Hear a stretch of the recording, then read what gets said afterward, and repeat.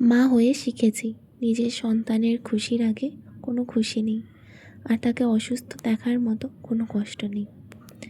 মা হয়ে শিখেছি নিজের পরিশ্রম, ক্লান্তি, দুঃখ, সুখ সমস্ত কিছু ভুলে গিয়ে ওই একটা হাসি। মা হয়ে শিখেছি যে নিজের অস্তিত্বকে ভুলে অন্য কারো খুশিতে কী করে খুশি হওয়া যায়।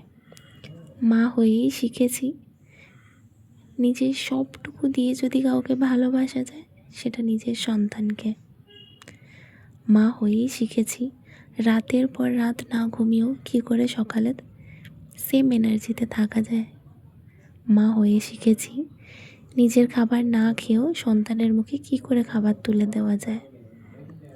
মা হয়েই শিখেছি নিজের সমস্ত খুশি অন্য একজনের মধ্যে খোঁজা। মা হয়েই শিখেছি।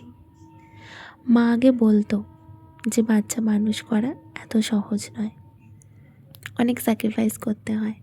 এখন সেই জিনিসগুলো বুঝতে পারি। মা হয়েই শিখেছি। বাবুর 2 দিন ধরে শরীরটা ভালো নেই, সর্দি কাশি সবার হয়, কিন্তু ছোট মানুষগুলো তো আর বলে বোঝাতে পারে না ওদের কি কষ্ট হচ্ছে। তাই মা হয়েই শিখেছি যে কী করে রাতের পর রাত জেগে থাকতে হয়। কাল রাতেও একটুও ঘুমাতে পারেনি, সারা রাত আমাকে বলছিল কোলে নিয়ে শুধু ঘোরাতে। কখন যে রাত থেকে সকাল হয়ে গেল চোখের নিমেষে বুঝতেও পারিনি। সারা রাত এত ক্লান্তির পর সকালে আর একটু ইচ্ছে হচ্ছিল না উঠতে।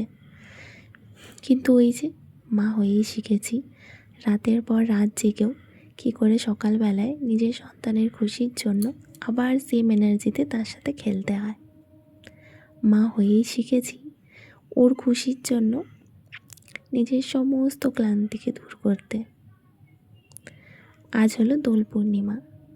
কাল রাতে জাগার পরে আজ একটুও শরীর দিচ্ছিল না যে উঠি, কিন্তু ওই যে মা হয়েই শিখেছি নিজের সন্তানের মধ্যে নিজেদের কালচার কী করে আনবো। ছোটোবেলায় মা বাবাকে যা দেখেছি আমরা করতে, আমিও সেটাই চেষ্টা করি আমার নিজের মধ্যে আনতে। আসলে আমাদের সন্তানরা তো আমাদের দেখেই শিখবে। যেমন মাকে দেখতাম দোল পূর্ণিমার দিন আমাদের বাড়িতে সামান্য কিছু আয়োজন হয়, বেশ একটা কিছু করতে পারিনি, কিন্তু যেটুকুই করেছি।